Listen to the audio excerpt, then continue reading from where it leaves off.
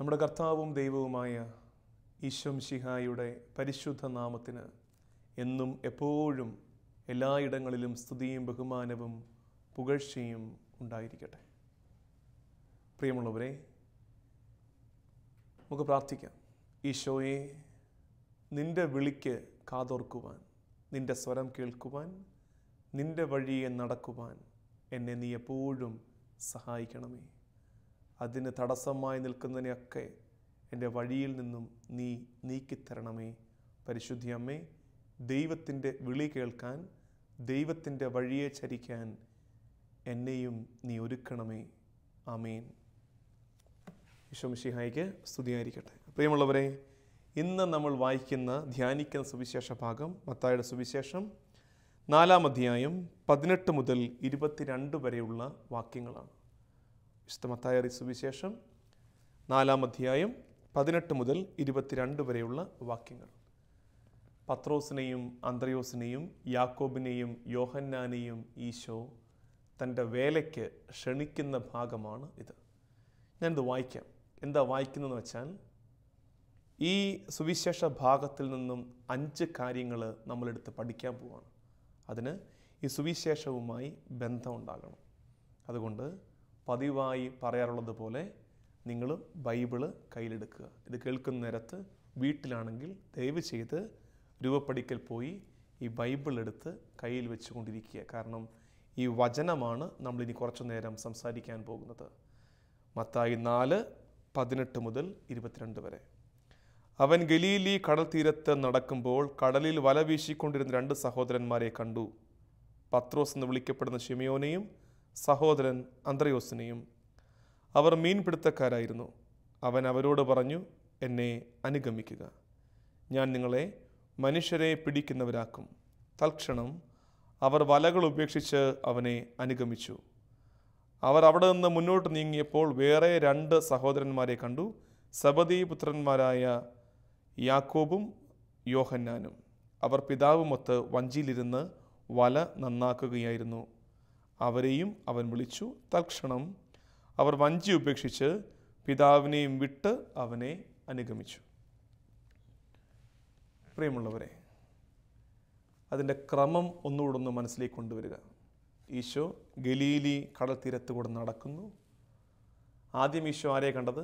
പത്രോസിനെയും സഹോദരൻ അന്ത്രയോസിനെയും കണ്ടു. അവരെന്ത് ചെയ്യുകയായിരുന്നു?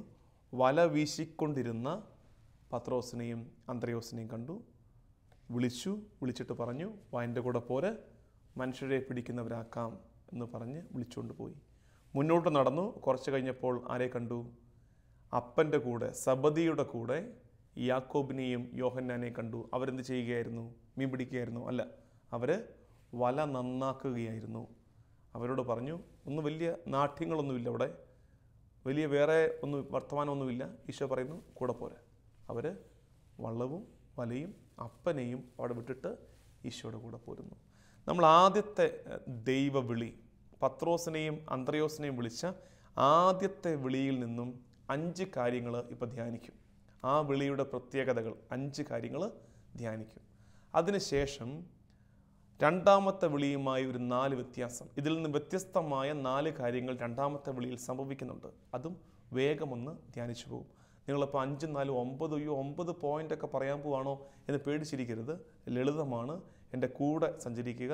ലളിതമായി നമുക്കിത് പറഞ്ഞു പോകാം. ഒന്നാമത്തേതായില്ല, മനസ്സിലാക്കേണ്ട കാര്യം, എവിടെ നിന്നാണ് ഈശോ ഇവരെ വിളിക്കുന്നത്? വലിയ മെച്ചപ്പെട്ട സാഹചര്യങ്ങളിൽ നിന്നൊന്നുമല്ല വിളിച്ചത്. എവിടെ നിന്നാണ്? പള്ളിയിൽ നിന്നല്ല വിളിച്ചുകൊണ്ട് പോയത്, സ്കൂളിൽ നിന്നല്ല വിളിച്ചുകൊണ്ട് പോയത്. പഠിച്ചുകൊണ്ടിരിക്കുന്നവരോ വലിയ തർക്ക വിഷയങ്ങളിൽ ഏർപ്പെട്ടവരോ ഗഹനമായ ചിന്തകളിൽ മുഴുകിയവരോ ഒന്നുമല്ല. സാധാരണക്കാരെ സാധാരണത്വങ്ങളിൽ നിന്നും ഈശോ വിളിച്ചുകൊണ്ട് പോവുകയാണ്. ഒറ്റ ക്വാളിറ്റി ഉള്ളൂ, ദേ ആർ അവൈലബിൾ. സംലഭ്യരായവരെ, ദൈവത്തിനു മുമ്പാകെ സംലഭ്യരായവരെ ദൈവം വിളിക്കുന്നു. നമ്മൾ അത്രയും മാത്രം ഓർത്താൽ മതി. ദൈവത്തിനു മുമ്പാകെ സംലഭ്യരാകുക എന്ന കാര്യം ഓർത്താൽ മതി. ഇനി ഈ വിളിയുടെ പ്രത്യേകതകൾ നമ്മൾ ധ്യാനിക്കണം. ഒന്നാമത്തെ കാര്യം, ഈശോ വിളിക്കുമ്പോൾ എന്ത് ചെയ്യുകയായിരുന്നു? ഇവർ സഹോദരങ്ങൾ ഒരുമിച്ച് പണിയെടുക്കുകയായിരുന്നു, പത്രോസും അന്ത്രയോസും. ഞാൻ വിശ്വസിക്കുന്നു ആ കാഴ്ച തന്നെ ഈശോയെ സന്തോഷിപ്പിച്ചു. ഈശോ പറഞ്ഞു, വേഗം പോരാ, അധികം നിൽക്കണ്ട, വേഗം പോരാ. സഹോദരങ്ങൾ ഒരുമിച്ച് പണിയെടുക്കുന്നത് കണ്ടപ്പോൾ തന്നെ ഈശോയ്ക്ക് സന്തോഷമായിട്ടുണ്ട്.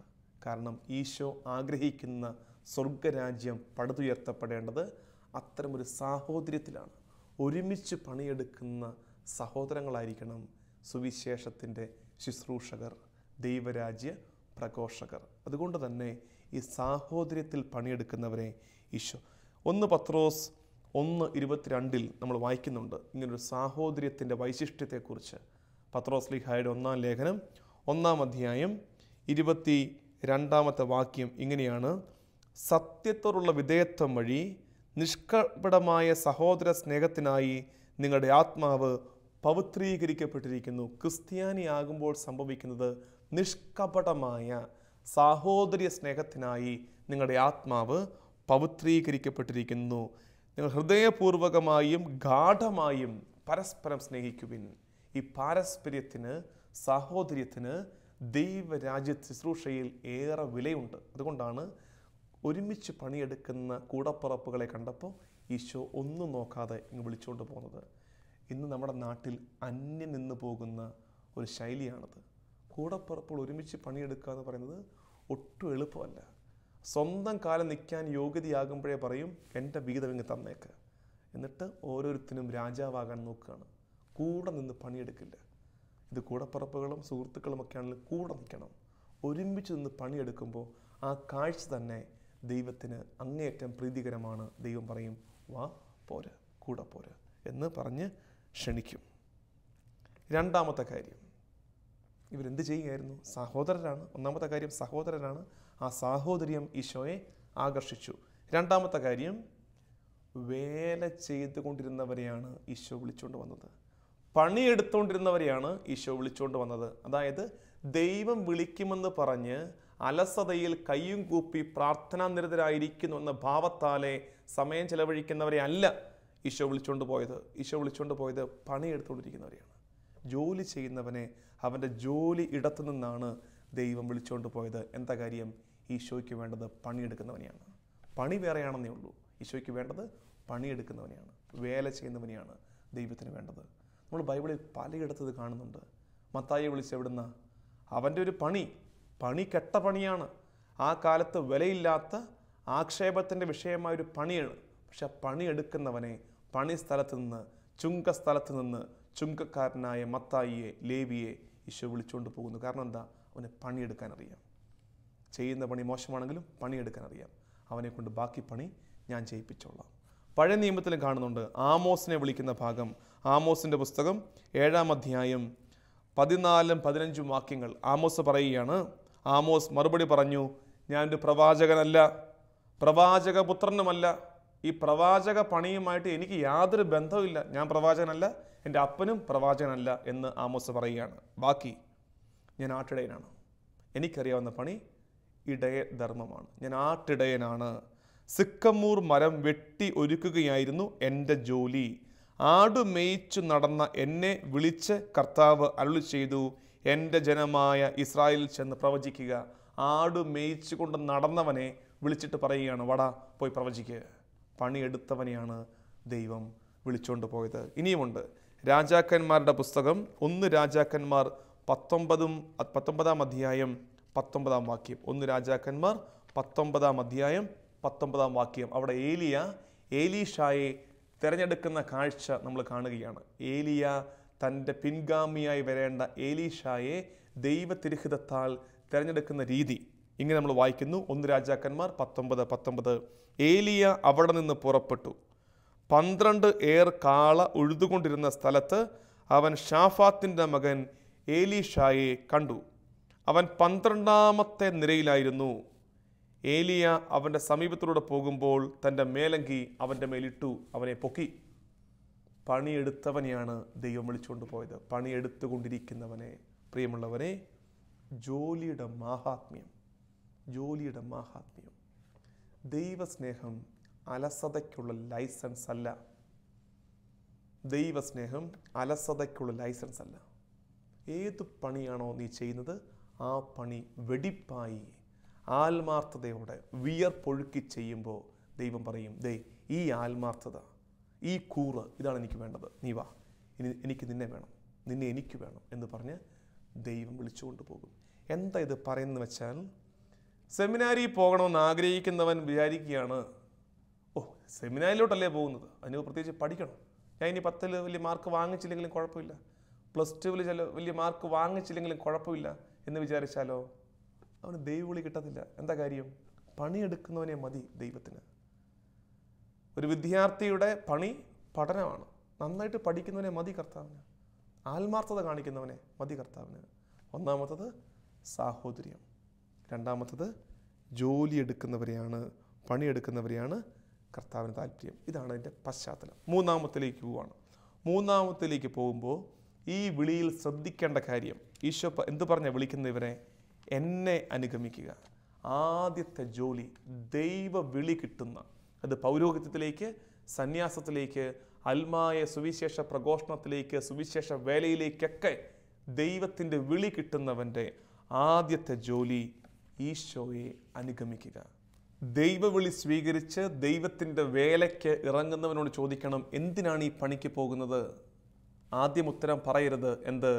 ഞാൻ സുവിശേഷം പ്രസംഗിക്കാൻ പോവാണ്, ലോകമെങ്ങും പോയി എല്ലാ ജനതകളോടും സദ്വാർത്ത പ്രസംഗിക്കണം, പിതാവിൻ്റെയും പുത്രൻ്റെയും പരിശുദ്ധാത്മാവിൻ്റെയും നാമത്തിൽ മാമോദിസ മുക്കണം. അല്ല, അതല്ല ആദ്യത്തെ ഉത്തരവാദിത്വം. ആദ്യത്തെ ഉത്തരവാദിത്വം എന്തെന്നറിയാമോ? ഈശോ പറയുന്നു, എന്നെ അനുഗമിക്കുക.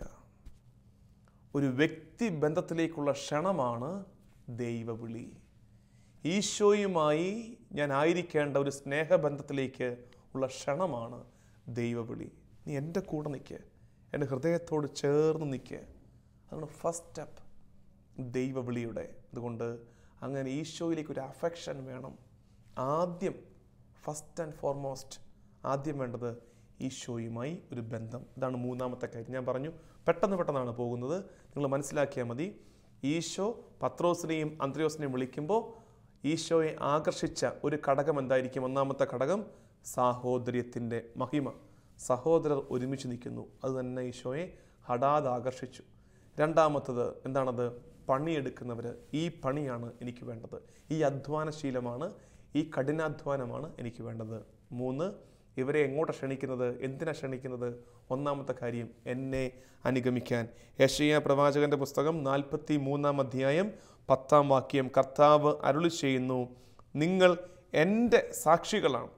എന്നിട്ട് പറയാണ്, എന്നെ അറിഞ്ഞ് വിശ്വസിക്കാനും ഞാനാണ് ദൈവമെന്ന് ഗ്രഹിക്കാനും ഞാൻ തിരഞ്ഞെടുത്ത ദാസൻ. നിന്നെ വിളിച്ചത് എന്തിനാ? നിന്നെ ഞാൻ വിളിച്ചത് എന്തിനാ? എന്നെ അറിയണം നീ, എന്നെ അറിഞ്ഞ് എന്നെ വിശ്വസിക്കണം നീ, ഞാനാണ് ദൈവമെന്ന് നീ ഗ്രഹിക്കണം. അതായത് ഞാനുമായി വളരെ ഇൻറ്റിമേറ്റ് ആയിട്ടുള്ള ഒരു ബന്ധത്തിലേക്കാണ് ഞാൻ നിന്നെ ക്ഷണിച്ചിരിക്കുന്നത്. ദൈവത്തിൻ്റെ വിളി അതാണ് പ്രിയമുള്ളവരെ. പൗരോഹിത്യവും സന്യാസവും കുടുംബജീവിതവും ആത്മായ പ്രേക്ഷിതത്വവും ഒക്കെ അതിൻ്റെ ദൈവവിളിയുടെ ഉള്ളടക്കം ദൈവവുമായി കൂടുതൽ ബന്ധത്തിലാക്കുക, അതിനുവേണ്ടിയുള്ള ക്ഷണമാണ്. എന്നിട്ടാണ് നാലാമത്തെ സ്റ്റെപ്പ്. നാലാമത് ഈശോ എന്താ ചെയ്യുന്നത്? ഒരു ജോലിയിൽ നിന്നും മറ്റൊരു ജോലിയിലേക്ക് അവർക്ക് പ്രമോഷൻ കൊടുക്കുകയാണ്. ഇപ്പോൾ ചെയ്യുന്നത് എന്താ? ഇപ്പം നീ മീൻ പിടിക്കുന്നു, നിനക്ക് ഞാൻ വേറൊരു പണി തരാം. നിന്നെ വെറുതെ ഇരുത്താൻ വിളിക്കുന്നതല്ല, ഞാൻ വെറുതെ ഇരുത്താൻ വിളിക്കുന്നതല്ല. തീർച്ചയായിട്ടും ഞാനുമായി സ്നേഹബന്ധത്തിലാകണം. സ്നേഹബന്ധത്തിലാണെന്ന് പറഞ്ഞ് അടങ്ങിയിരുന്നാൽ പോരാ. ഞാൻ കർത്താവിനെ സ്നേഹിക്കുന്നു എന്ന് പറഞ്ഞ് അടങ്ങിയിരുന്നാൽ പോരാ.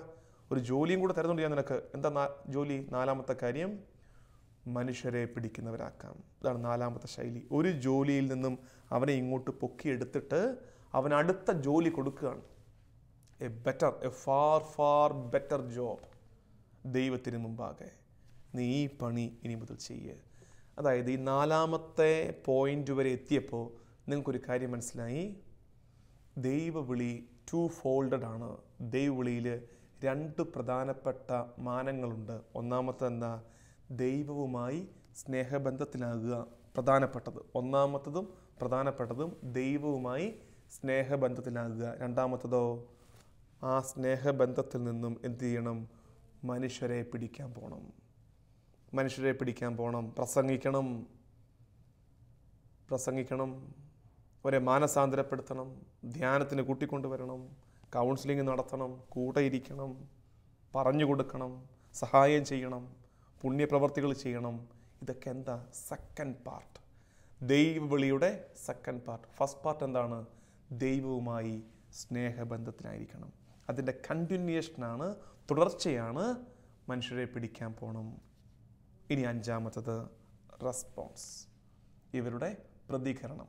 ഇത്രയും ഈശോയുടെ ഭാഗത്ത് സംഭവിച്ചപ്പോൾ അഞ്ചാമത് നമ്മൾ പറയുന്ന കാര്യം പത്രോസും അന്ത്രയോസും പ്രതികരിച്ച രീതി. അവർ ഉടനെ ഈശോയുടെ പുറകെ പോയി. മുന്നും പിന്നും ഒന്നും ആലോചിച്ചില്ല. ദൈവ വിളിക്ക് അങ്ങനെ ഒരു ആലോചനയ്ക്കുള്ള സ്കോപ്പില്ല. വിളിച്ചോ പൊക്കോണം. ദൈവം ചോദിക്കുന്നു, എൻ്റെ ജനത്തിൻ്റെ നിലവിളി ഞാൻ കേട്ടു, ആരെ ഞാൻ അയക്കും, ആരെനിക്ക് വേണ്ടി പോകും? സാമുവൽ, ഇതാ ഞാൻ, I am ready, here are my Lord, if you are with me, നീ എൻ്റെ കൂടെ ഉണ്ടെങ്കിൽ ഇതാ ഞാൻ തയ്യാറാണ്.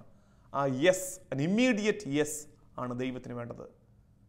തിടുക്കത്തോടെയുള്ള ഞാൻ തയ്യാറാണ് എന്ന ആത്മാവിൻ്റെ, ഹൃദയത്തിൻ്റെ, നാവിൻ്റെ പറച്ചിൽ, അതാണ് ദൈവത്തിന് വേണ്ടത്. അതുകൊണ്ടല്ലേ ഈശോ ഒരാളെ വിളിച്ചായിരുന്നു. പിന്നെ അപ്പോൾ അവനുടനെ പറഞ്ഞു, ഞാൻ വീട്ടിൽ ചെന്നിട്ട് എൻ്റെ മരിച്ചുപോയ പൂർവികരെ, വല്യപ്പനെ അടക്കിയിട്ട് അവരെ ആശ്വസിപ്പിച്ചിട്ട് ഞാൻ വരാം. ഈശോ പറഞ്ഞു, വേണ്ട, നീ വരണ്ട, വീട്ടിലിരുന്നു. അങ്ങനെ ഉത്തരം വേണ്ട ഈശോയ്ക്ക്.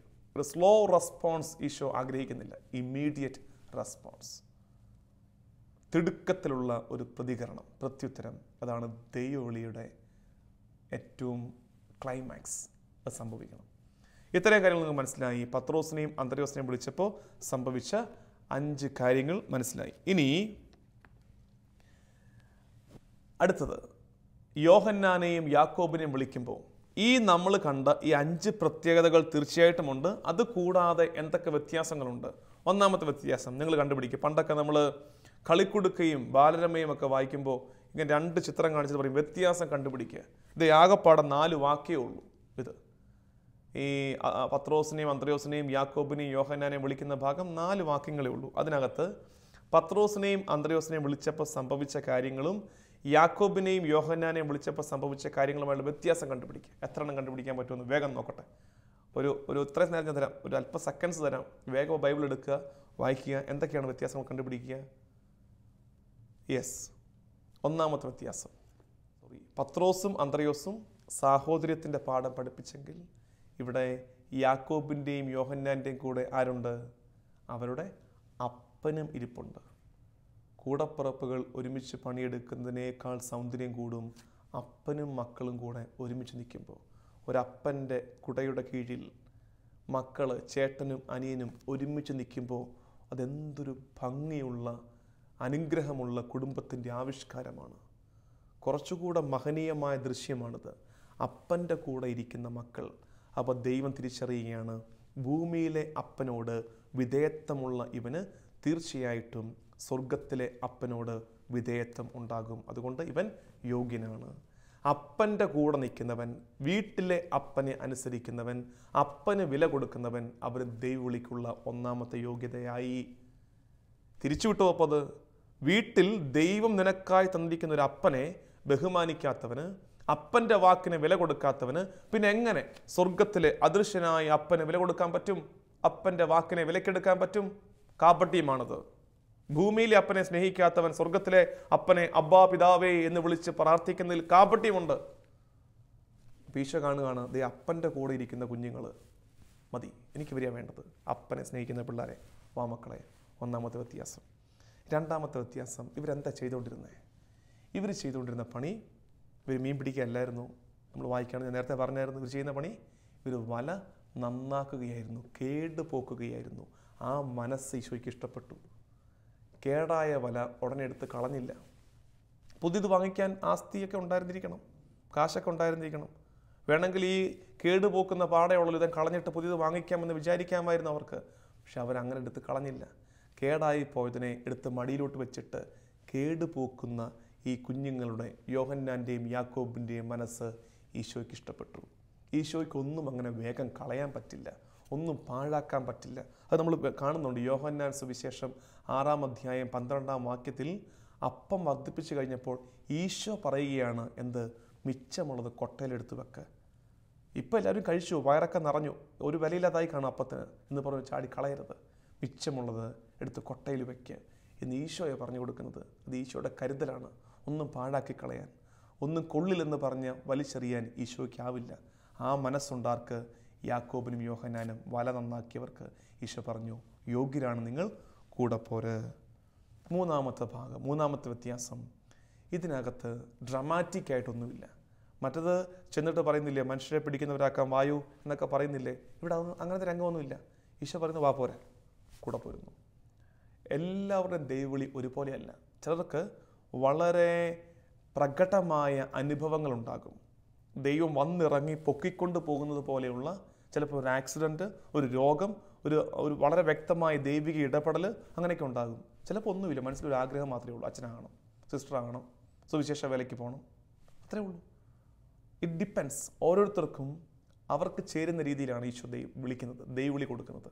അതുകൊണ്ട് അവന് കിട്ടിയതുപോലെ എനിക്ക് കിട്ടിയില്ലല്ലോ, അത്തരം തീക്ഷ്ണാനുഭവമൊന്നും എനിക്കുണ്ടായില്ലല്ലോ എന്ന് വിചാരിച്ച് ദൈവം വിളിക്കുന്നില്ല എന്ന് വിചാരിക്കരുത്.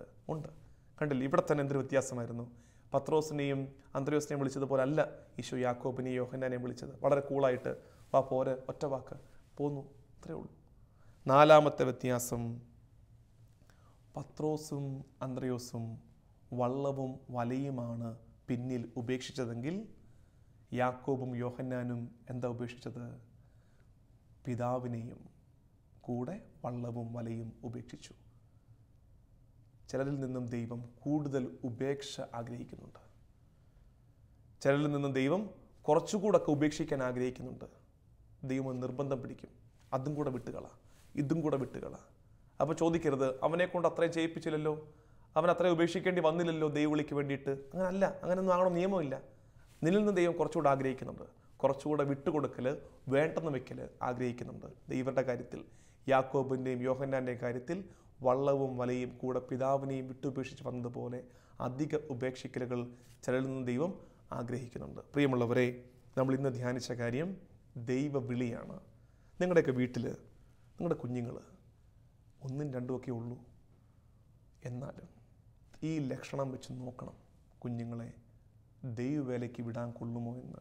ഉണ്ടെങ്കിൽ കുഞ്ഞുങ്ങളുടെ കാതോർത്ത് പറഞ്ഞു കൊടുക്കണം, മക്കളെ കേൾക്ക്, ദൈവത്തിൻ്റെ വിളിയുണ്ടോ എന്ന്, അവൻ്റെ സ്വരമുണ്ടോ, ക്ഷണമുണ്ടോ എന്ന് കേൾക്കണം. ഉണ്ടെങ്കിൽ മക്കളെ നിങ്ങൾ യെസ് പറഞ്ഞു, അപ്പനും അമ്മയും പുറകിൽ നിൽപ്പുണ്ട് എന്ന് പറഞ്ഞ് കുഞ്ഞുങ്ങളെ പ്രോത്സാഹിപ്പിക്കണം ദൈവവിളിക്ക് കാതോർക്കാൻ. നമുക്ക് ആവശ്യമുണ്ട് ഇനിയും അച്ഛന്മാരെ, ഇനി ആവശ്യമുണ്ട് കന്യാസ്ത്രീ അമ്മമാരെ, സുവിശേഷ വേല ചെയ്യുന്ന വിശുദ്ധരായ അൽമായരെ നമുക്കിനി ആവശ്യമുണ്ട്. അതുകൊണ്ട് ദൈവത്തിൻ്റെ വിളി കേൾക്കാൻ നമ്മുടെ തലമുറയെ നമുക്കിനി ഒരുക്കിയെടുക്കാൻ കഴിയണം. അതിനായി പ്രാർത്ഥിക്കണം. നമുക്ക് പ്രാർത്ഥിക്കാം. ഈശോയെ, നിൻ്റെ മുന്തിരിത്തോട്ടത്തിൽ വേല ചെയ്യാൻ ഇനിയും നിനക്ക് വേലക്കാരെ ആവശ്യമുണ്ടല്ലോ. വിശുദ്ധിയുള്ള കുഞ്ഞുങ്ങളെ, നിൻ്റെ ഹൃദയത്തിന് ഇണങ്ങിയ കുഞ്ഞുങ്ങളെ ഞങ്ങളുടെ കുടുംബത്തിൽ നിന്നും തിരഞ്ഞെടുക്കുവാൻ, നിനക്കായി വിട്ടുതരുവാൻ ഞങ്ങൾ ഒരുക്കമാണ് കർത്താവേ എന്ന് പ്രാർത്ഥിക്കാം. ദൈവനാമത്തിന് മഹത്വമുണ്ടാകട്ടെ. ആമേൻ.